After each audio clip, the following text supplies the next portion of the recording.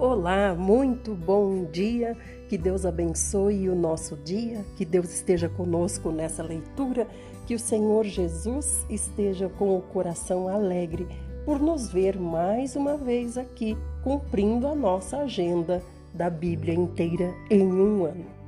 Obrigada por ter vindo, obrigada por sua fé, por sua coragem, por sua determinação e também por estar compartilhando com pessoas que você quer ver no reino. Hoje nós vamos começar com o Salmo 125. Esse salmo é um salmo de Davi, é um cântico de peregrinação e fala sobre a verdadeira fé, que ela é indestrutível. Diz assim: todos aqueles que depositam absoluta fé no Eterno são inabaláveis como o Monte Sião. Assim como um colar de montanhas que cerca Jerusalém, a proteção do Senhor envolve seu povo eternamente. O cetro dos ímpios não prevalecerá sobre a terra concedida aos justos. Se assim fosse, até mesmo os justos se entregariam à prática da impiedade. Sê misericordioso, Senhor, com os bons, com todas as pessoas de coração íntegro. Mas aos que se desviam por caminhos inescrupulosos, que o Senhor os expulse da sua presença, juntamente com todos os ímpios, e que haja paz sobre Israel. Amém. Vamos agora para Provérbios. Hoje, Provérbios 16, 25.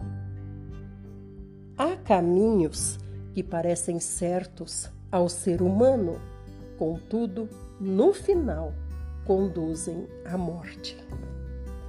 Parece certo para nós, mas só Deus é que pode nos dar discernimento.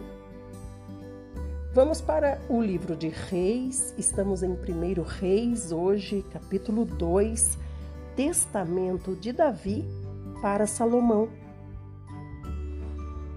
Sentindo que se aproximava o dia de sua morte, Davi ordenou a seu filho Salomão: eis que o tempo em que devo seguir o caminho de todos os seres humanos está próximo. Portanto, sê forte e porta-te varonilmente.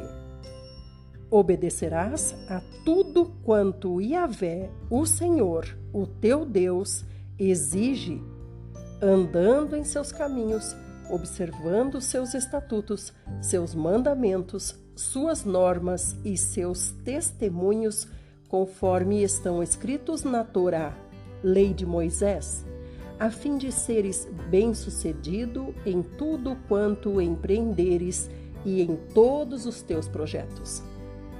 Amados, olha como é interessante como Deus deixa as respostas das nossas perguntas nas entrelinhas.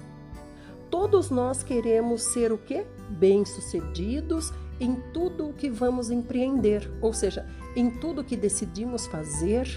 Nós temos o desejo de ser bem-sucedidos, de termos sucesso, de sermos vitoriosos. Essa parte está certa e clara para nós. Mas e a parte anterior? É como se o Senhor estivesse dizendo assim: você quer isso? Sabe o que você precisa para conseguir isso? Não, Senhor, eu não sei o que preciso. Então eu vou te responder agora. Obedecer a tudo quanto o Senhor, o teu Deus, exige. Então, se nós não obedecemos sequer às exigências do Senhor, imagina então quanto mais fazer a vontade do Senhor, que vai além das exigências dele. As exigências são como nossa obrigação, é como o pai e a mãe de uma criança. A criança fez ali, lavou a louça da pia e fica esperando um presente maravilhoso e caro. Lavar a louça da pia, ajudar na casa é obrigação. Então ele precisa, além dessa obediência que ele deve, ir como é que se diz? Suprir as expectativas dos pais. né? Então aqui o Senhor está dizendo que cumprir os mandamentos dele é uma exigência, ou seja, é a nossa obrigação, é o básico. Depois disso, nós temos que criar um relacionamento com o Senhor, ir além, conversar com o Senhor, como a criança. Não basta lavar a louça. O pai não quer ver a criança lavando a louça, ele quer ver a criança também nos seus braços, o beijando, dizendo que o ama, sem segundas intenções no coração. Então aqui fica uma resposta clara para nós, assim como Davi respondeu para Salomão: se você cumprir, você vai ser bem-sucedido.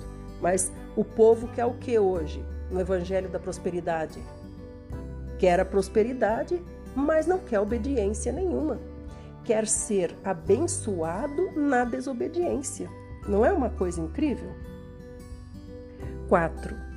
E assim, Yahvé manterá a promessa que me outorgou, afirmando: se os teus filhos conservarem boa atitude e conduta, caminhando com lealdade diante de mim, de todo o seu coração e de toda a sua alma, jamais te faltará alguém no trono de Israel. Então agora está no que eu acabei de falar, ir além da obrigação, ir além da exigência, ir além do básico. O que ele diz aqui? Se de todo o coração e de toda a alma, então jamais faltará alguém no trono de Israel, alguém da sua dinastia. Sabes muito bem tudo quanto Joabe, o filho de Zeruia, tramou e praticou contra a minha pessoa, e que fez aos 2 chefes do exército de Israel, a Abner, filho de Ner, e Amasa, filho de Jeter. Ele os assassinou, derramando sangue em tempos de paz, agiu como se estivesse num campo de batalha e com aquele sangue manchou o seu cinto e as suas sandálias. Agirás, pois, com acerto, não deixando que seus cabelos brancos desçam em paz ao Sheol, à sepultura. Então aqui Davi está dizendo para Salomão o que Salomão tem que fazer para cumprir ainda aquilo que Davi não conseguiu cumprir. E uma dessas coisas era a justiça, por causa de Joabe, que o traiu no fim da vida. Contudo, seja misericordioso para com os filhos de Barzilai de Gileade, admita-os entre os que se alimentam à mesa contigo, pois eles cooperaram comigo quando tive que fugir do teu irmão Absalão. Saibas que tens contigo Simei, filho de Gera, o benjamita de Baurim. Ele proferiu maldições horríveis contra mim no dia em que parti para Maanaim. Todavia, mais tarde, desceu à minha procura e nos encontramos no Jordão, e lhe garanti, mediante juramento em o nome do Senhor, que não me vingaria matando-o ao fio da espada. Tu, porém, não o deixarás impune. Sensato como és, saberás como tratá-lo para o fazer descer ao Sheol com seus cabelos brancos encharcados de sangue. Então Davi repousou com seus antepassados e foi sepultado na cidade de Davi. Davi reinou 40 anos em Israel, 7 anos em Hebrom e 33 anos na cidade de Jerusalém. Salomão subiu ao trono de Davi, seu pai, e sua majestade consolidou-se poderosamente. Adonias, filho de Agite, dirigiu-se até Batseba, mãe de Salomão, que lhe questionou assim que o viu chegar: Vieste em paz? Ao que ele prontamente respondeu: sim. E acrescentou: Tenho algo importante a te explicar. E Batseba replicou: Pois diga. E então Adonias, filho de Agite, falou: Bem sabes que a realeza me pertencia e que todo o Israel tinha expectativa que eu me tornasse rei. Mas o reino me escapou e foi concedido a meu irmão, porque Yahvé assim havia designado. Contudo, Tenho apenas um pedido a fazer-te, e não me recuses a teu favor. E Batseba respondeu para ele: diz o que queres. Então Adonias concluiu: dize por favor ao rei Salomão que me dê a sunamita Abisag por esposa, porquanto se tu intercederes, ele não se recusará em atender-te. Irmãos, quem que é Abisag? Abisag é a mocinha virgem que foi chamada para ser a última concubina de Davi. Então ela se casou com Davi, mas é claro, sem os direitos de esposa, porque era concubina, e ela deveria esquentar os pés de Davi, porque por causa da idade ele já não conseguia se aquecer mais sozinho. Essa é a Abisag. E Davi nunca dormiu com ela. Então Batseba falou: está bem, eu falarei ao rei Salomão em teu favor. Batseba foi, pois, à presença do rei Salomão para lhe rogar em favor de Adonias. Assim que se aproximou, o rei carinhosamente levantou-se e inclinou-se diante dela, sua mãe. Em seguida, assentou-se em seu trono, mandou que trouxessem um trono para sua mãe e fez com que ela se assentasse à sua direita. Olha aqui como Salomão foi educado de uma maneira diferente dos outros filhos de Davi. Se vê pelo tratamento que ele dava, à sua mãe. Então Batseba falou: tenho um pequeno pedido a te fazer. Por favor, não me negue. Então o rei Salomão respondeu para sua mãe: pede, minha mãe, que não vou negar a ti. E Batseba disse: que se dê a Abisag de Sunem como mulher a teu irmão Adonias. Em resposta, o rei Salomão perguntou à sua mãe Batseba: e por que pedes para Adonias apenas a sunamita Abisag? Ora, pede também todo o reino para ele, para o sacerdote Abiatar e para Joabe, filho de Zeruia, afinal ele é o meu irmão mais velho, o primogênito. Então olha como Salomão ele já tinha todo um entendimento político do que acontecia à sua volta. O pai dele deixou ele muito bem instruído, ele era uma pessoa muito interessada no reino. Ele sabia que se desse Abisag para seu irmão Adonias, ia ser um princípio de tomada do trono de Salomão. Então o rei Salomão jurou por Iavé, exclamando: que Deus me puna com rigor e mande sobre mim todo o mal, se Adonias não pagar com a própria vida esta palavra que deixou sair da boca dele. E agora juro por Iavé o nome do Senhor, que me estabeleceu no trono de meu pai, Davi, e de acordo com sua promessa formou uma dinastia para mim, que antes do pôr do sol deste dia, Adonias será morto. Por quê, irmãos? Porque Salomão é cruel? Não! Porque quando alguém profanava o leito do rei, dormindo com alguma de suas concubinas, ficava claro para todo o povo que essa pessoa desejava o trono, que era um traidor do rei. E o rei Salomão encarregou disso a Benaia, filho de Joiada, e este feriu e matou Adonias. Então, se Salomão deixasse isso acontecer, ou mesmo não dando Abisag para ele, mas não fizesse nada, só não desse Abisag, outros poderiam se levantar porque não teriam um exemplo do que foi feito aqui com Adonias. Ao sacerdote Abiatar, o rei ordenou: vai para Anatote, para a tua propriedade, porque és digno de morte. Mas não te farei morrer hoje, porque carregaste a arca de Iavé diante do rei Davi, meu pai, e compartilhaste todas as provações de meu pai. E Salomão excluiu Abiatar do sacerdócio de Iavé, cumprindo-se deste modo a palavra que o Senhor tinha dito em Siló a respeito da família de Eli. Quando a notícia chegou aos ouvidos de Joabe, que havia conspirado com Adonias, ainda que não com Absalão, ele partiu em fuga para a tenda de Iavé e agarrou-se aos chifres às pontas do altar. Joabe é quem?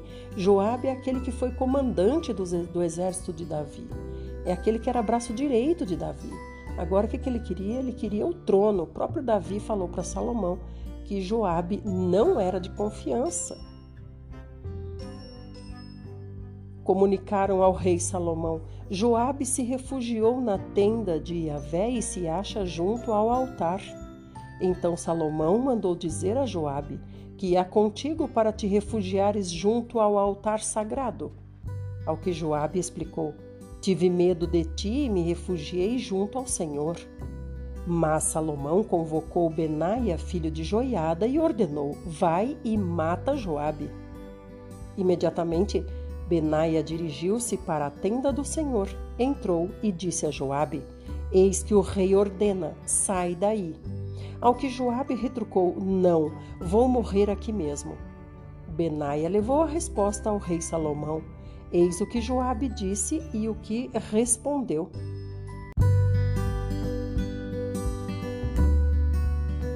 Então o rei ordenou: faze como lhe disse, mata Joabe e depois sepulta. Assim vingarás neste dia, de sobre minha pessoa e de cima da família de meu pai Davi, o sangue inocente que Joabe derramou. Iavé fará recair seu sangue sobre a cabeça dele, porque ele atacou e matou à espada 2 homens mais justos e melhores do que ele, sem que meu pai Davi o soubesse. Abner, filho de Ner, comandante do exército de Israel, e Amasa, filho de Jéter, comandante do exército de Judá. Lembra como foi isso, irmãos? Quando Joabe matou Abner. E por que ele matou Abner? Matou Abner porque Abner tinha matado Asael, irmão dele, né? Irmão de Joabe. Só que o problema foi que Joabe matou as costas do rei Davi. Né? Quando Abner estava indo embora em paz, tinha conversado com o rei Davi, porque ele queria passar para o lado do rei Davi, ele estava indo embora em paz, Joabe o chamou de volta e o assassinou, como é que se diz? A traição, né? Pode-se dizer, né? Sem ele esperar, ele não chamou para uma luta, ele simplesmente o assassinou sem que ele esperasse. Recaia, pois, o sangue deles sobre a cabeça de Joabe e de sua descendência para sempre. Mas que Davi e sua descendência, sua casa e seu trono, gozem sempre de paz da parte de Iavé. Benaia, filho de Joiada, partiu, atacou Joabe e o matou, enterrando-o depois em sua casa, no deserto. Em seu lugar, na chefia do exército, o rei nomeou Benaia, filho de Joiada, e o sacerdote Zadoque no lugar de Abiatar. Em seguida, o rei Salomão mandou convocar Simei e deu uma ordem: constrói para ti uma casa em Jerusalém, nela habitarás, mas dela não sairás para onde quer que seja. No dia em que saíres e atravessares o vale do Cedron, tem por certo que morrerás e serás o único responsável por tua morte. Simei respondeu ao rei: a ordem do rei Salomão é boa. O teu servo fará como o Senhor, meu rei Salomão, mandou. E Simei permaneceu por muito tempo em Jerusalém. Então Simei é outro que o rei Davi deixou a recomendação para Salomão que fizesse justiça também, porque era outro traidor. Mas decorridos 3 anos, aconteceu que 2 escravos de Simei fugiram para a casa de Aques, filho de Maaca, rei de Gate. Alguém delatou a Simei: teus escravos estão em Gate. Então Simei preparou-se, selou seu jumento e partiu para Gate, a casa de Aques, a fim de buscar seus escravos. E de lá Simei trouxe os escravos de volta. Então, qual foi o problema? O rei Salomão tinha falado: você não vai poder sair do seu território. Se você sair do seu território, você vai ser morto. Então, é igual uma pessoa que não pode sair do país, né? digamos, uma pessoa que está sendo acusada ou está esperando julgamento, ou não sei, ou já foi julgada, não sei, mas uma pessoa que está cumprindo algo que a justiça determinou e não pode sair do país ou da cidade ou do estado e desobedece e sai. Isso foi o que ele fez. Desobedeceu ao rei Davi, ao rei Salomão, 3 anos depois. Então, 3 anos ele ficou lá naquela região, no território que estava determinado para ele ficar. Provavelmente ele pensou, a essa altura do campeonato o rei Salomão já se esqueceu, né, de mim. E ele foi atrás dos escravos dele e trouxe os escravos de volta. Mas o que aconteceu? Informaram a Salomão que Simei tinha saído de Jerusalém e tinha viajado para Gate. Gate é outra cidade. E que de lá ele tinha regressado. Ou seja, voltou de novo para Jerusalém. E o rei Salomão imediatamente mandou executar Simei e justificou para ele mesmo: porventura não te fiz jurar por Yahvé e não te preveni, afirmando: no dia em que saíres para ir aonde quer que seja, tem por certo que morrerás e serás responsável por tua própria condenação? E tu me respondeste: acho boa a palavra do meu rei Salomão. Então esse acho boa a palavra quer dizer é justa, eu concordo com essa palavra. Por que então não obedeceste o juramento firmado em o nome de Yahvé e a ordem que eu te havia dado? Depois o rei ainda disse para Simei: em teu coração sabes muito bem que prejudicaste o meu pai Davi. Portanto, agora Yahvé faz recair tua maldade sobre a tua própria cabeça. Contudo, o rei Salomão seguirá abençoado e o reino de Davi será estabelecido diante de Yahvé, o Senhor, para sempre. Então o rei deu ordens a Benaia, filho de Joiada, e este avançou contra Simei e o matou. Assim, o reino ficou bem consolidado nas mãos do rei Salomão. Até aqui, então a gente vê que da mesma forma que Davi, quando ele assumiu o trono, ele começou a organizar o reino. Então a gente vê que aqui já se passaram 3 anos, né? E Salomão ainda está se organizando, né? Ele ainda está cumprindo os decretos que seu pai tinha deixado para ele e tudo mais. Então já se passaram 3 anos, certo? Amanhã nós vamos ver Salomão ganhar sabedoria de Deus. Então, às vezes a gente pensa, Salomão sentou no trono, Deus mandou sabedoria para ele. Não, olha quantos anos se passaram. Então, é como se Deus estivesse testando Salomão por todo esse tempo. Agora, Deus sabe que Salomão realmente vai ser fiel. Vamos agora para o Novo Testamento. Hoje nós vamos ler Atos, capítulo 5. A oferta de Ananias e de Safira. Só para recapitularmos o que está acontecendo aqui, as pessoas que vinham, né, se juntavam para a igreja de Cristo, tinham o costume de vender os seus bens e dar para os apóstolos administrarem, distribuindo conforme cada um estivesse precisando. Não é assim, distribuir para todo mundo ser rico, não é isso. Distribuía conforme havia necessidade em cada família. Entre mentes, um certo homem chamado Ananias, com sua esposa Safira, também vendeu uma propriedade. Mas ele reteve parte do dinheiro da venda para si, tendo conhecimento disso também a sua esposa Safira. Ananias levou a parte restante e a depositou aos pés dos apóstolos. Então Pedro perguntou: Ananias, por que permitistes que Satanás enchesse o seu coração, induzindo você a mentir ao Espírito Santo, para que você ficasse com parte do valor do terreno? Mantendo o terreno com você, sem vender, porventura você não continuaria com o terreno? E se você vendesse o terreno, você não estaria com todo o dinheiro para você? Agora, como você pode permitir que tais ideias dominassem a tua vontade? Não foi a homens que você mentiu, mas foi contra Deus. Por quê, irmãos? Porque ele prometeu o dinheiro todo, mas ele não queria fazer isso. Então ele queria só, como é que se diz? Ele queria só ser, sabe, como se fosse assim uma pessoa que dá alto dízimo? Todo mundo saber, aquele ali é um dos que dá grande quantidade de dízimo, aquele que está indo lá.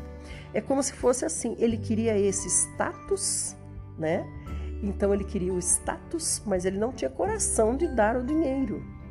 Então ele mentiu, falou, eu vou vender por 200 mil, mas daí eu vou dar lá 150 mil ou 100 mil e vou dizer que eu vendi por 100 mil.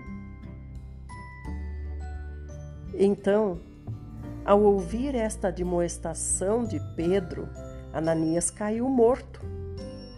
Ele não teve chance nem de responder, gente. Ele não pôde nem argumentar. Então foi grande o temor que tomou conta de todos os que souberam o que tinha acontecido.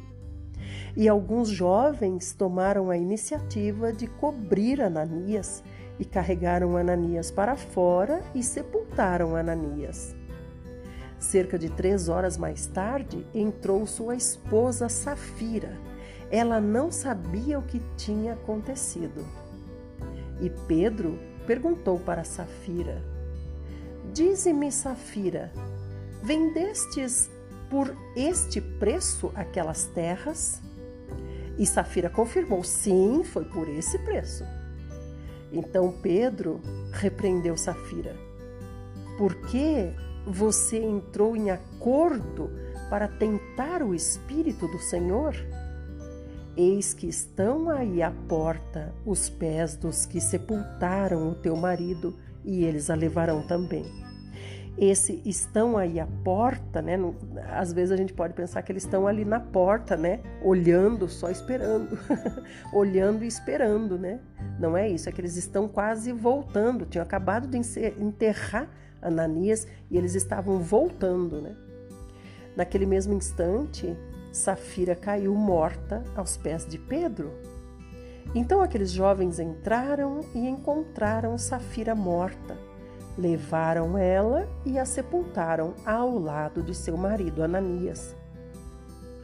E grande temor se apoderou de toda a igreja e de todos os que ouviram falar sobre esses acontecimentos. Então ficou claro para todo mundo, né? Ficou claro que com o Espírito Santo não se brinca. O Espírito Santo não está aqui para dar nem poder, nem fama e nem dinheiro para ninguém. Então Ananias e Safira queriam fama, né? Isso que eles estavam tentando, fazendo essa enganação aí. Muitos sinais e maravilhas eram realizados entre o povo pelas mãos dos apóstolos, e todos os que creram costumavam reunir-se em comunhão junto ao Pórtico de Salomão. Pórtico de Salomão é uma entrada da sinagoga, né? Não da sinagoga em si, porque tinha como se fosse um jardim, é muito grande, né? E tinham várias entradas, e o Pórtico de Salomão é uma das entradas. Todavia, ninguém de fora tinha coragem de se juntar a eles, ainda que o povo os tivesse em grande estima. Em número cada vez maior, homens e mulheres criam no Senhor Jesus e eram acrescentados a essa comunidade. Essa comunidade, irmãos, é a igreja. A igreja tinha prédio? Não tinha prédio, eles se reuniam na porta, numa das portas da sinagoga. Não é interessante? Os doentes eram levados para as ruas e colocados em leitos e macas para que quando Pedro passasse, ao menos a sombra dele se projetasse sobre alguns doentes. Da mesma forma, das cidades ao redor vinha muita gente para a cidade de Jerusalém, trazendo doentes, trazendo pessoas atormentadas por espíritos demoníacos, e todos eram libertos. Então aqui a gente vê que essa doença, essas pessoas doentes, né? Doentes e atormentados por espíritos. Então os doentes também tinham como causa das suas doenças o quê? Ações malignas de espíritos. Por isso que todos eram libertos. Não fala aqui, os doentes eram curados e os endemoniados eram libertos. Não. Tanto doentes quanto atormentados eram libertos. Libertos do quê? Do que os prendia. E o que os prendia eram espíritos malignos. E isso não acontece hoje, não? Então, o sumo sacerdote e todos os seus correligionários, membros do partido dos saduceus, foram tomados de grande inveja. E por isso mandaram prender os apóstolos, jogando os apóstolos numa prisão pública. Todavia, durante a noite, um anjo do Senhor abriu as portas do cárcere, conduziu-os para fora e instruiu a eles: Ide, apresentai-vos no templo e anunciai às multidões todas as palavras da salvação. Que templo é esse que era para eles se apresentarem? Na igreja? Na igreja que eu digo prédio de tijolos? Não, é voltar lá para o templo, a sinagoga, lá para a entrada do pórtico de Salomão. Assim, ao raiar do dia, eles entraram no pátio do templo como haviam sido orientados e começaram a pregar ao povo. De outro lado, chegando o sumo sacerdote e os seus companheiros, imediatamente convocaram o sinédrio, ou seja, toda a assembleia dos principais líderes de Israel, e mandaram buscar os apóstolos lá na prisão. Então, o que seja, tinham mandado prender, Deus libertou. Aí eles falaram: agora vai lá na prisão e busca os que estão presos. Vamos ver o que aconteceu?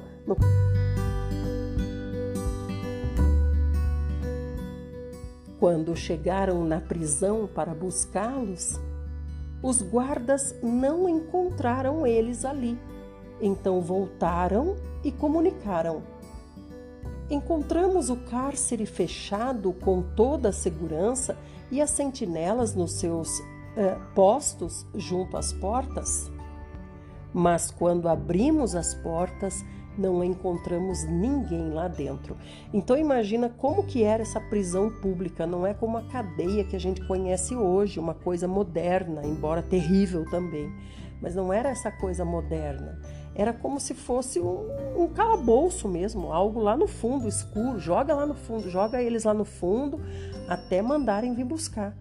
Então, eles não tinham nem conhecimento, não tinham nem acesso. Os próprios guardas que ficaram ali na frente, eles não iam lá saber se os prisioneiros estavam bem, estavam precisando de alguma coisa, se tinham comido, nada disso, era tudo jogado lá. Então, aí, quando eles chegaram, foram verificar. Vamos lá chamar quem é que estão vindo, quem é que vieram buscar aqui. Aí é que foram ver que não tinha ninguém lá dentro, estava tudo normal. Diante desse relato, o capitão da guarda do templo e os chefes dos sacerdotes ficaram atônitos, imaginando o que poderia ter acontecido com os apóstolos. Nesse momento, chegou alguém com a notícia: eis que os homens que vocês recolheram à prisão estão lá no pátio do templo, ensinando ao povo.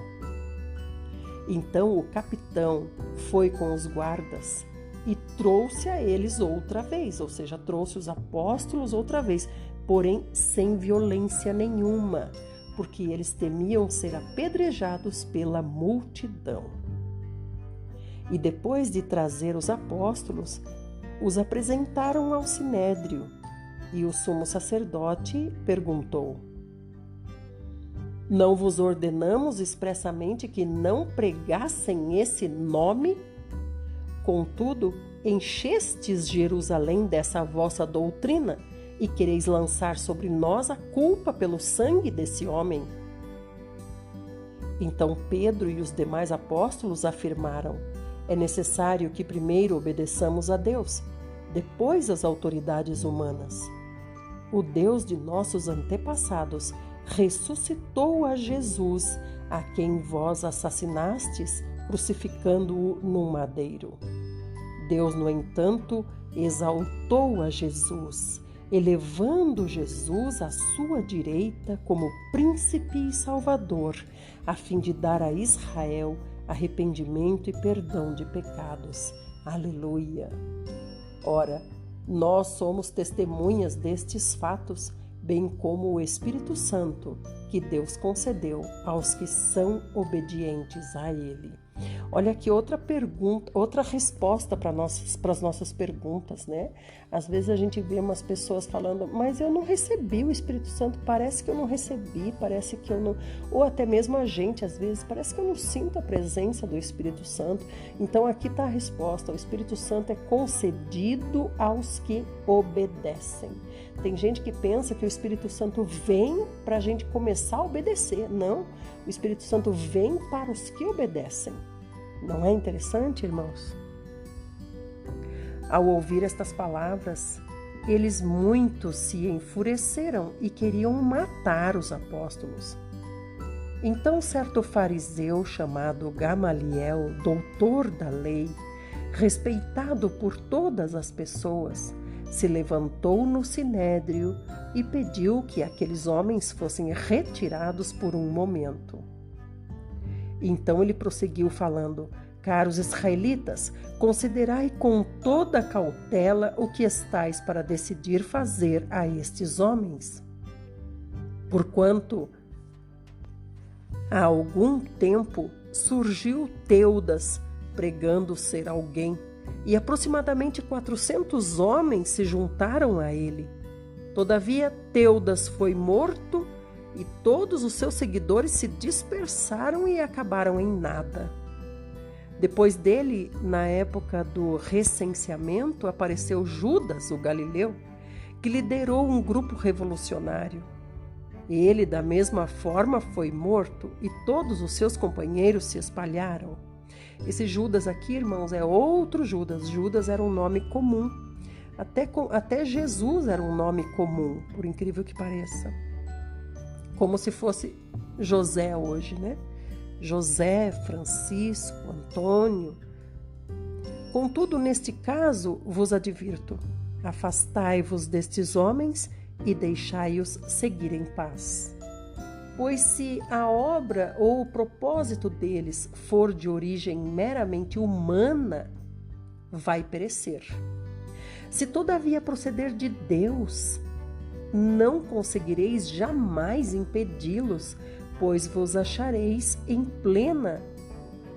guerra contra Deus. E as palavras de Gamaliel convenceram a eles.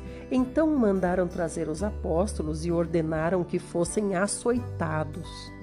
Depois exigiram deles que não mais falassem no nome de Jesus e depois os deixaram sair em liberdade. Os apóstolos se retiraram do sinédrio contentes por haverem sido considerados dignos de serem humilhados por causa do nome de Jesus. E todos os dias no templo, bem como de casa em casa, não deixavam de pregar e ensinar que Jesus Cristo é o Messias. Isso, irmãos, todos os dias Deus está falando para nós no fim da leitura, no fim da porção do dia, Deus está falando: Jesus Cristo é o Messias. Deus não é o Messias é Jesus Cristo. Então não adianta nós falarmos o quanto nós amamos Deus. Da nossa boca tem que sair confessando que Jesus Cristo é o Messias, ou seja, Ele é o nosso Salvador. Não há outro Salvador no lugar de Jesus. Só Jesus Cristo é o Messias. Nós temos que crer no coração e confessar com a boca. Tem gente que fala de Deus. Aí a gente pergunta: e de Jesus você não fala nada? Ah, Jesus sabe o quanto eu amo meu coração é de Jesus, mas a boca não confessa. Isso é importante. Amados, que vocês tenham um dia maravilhoso, que o Senhor esteja com vocês e que amanhã nos reencontremos, se o nosso maravilhoso Senhor Jesus assim o fizer. Peço a vocês que orem por mim. Como veem, minha voz não está ainda no normal, mas está se recuperando para a honra e glória do Senhor. Amanhã estaremos de volta.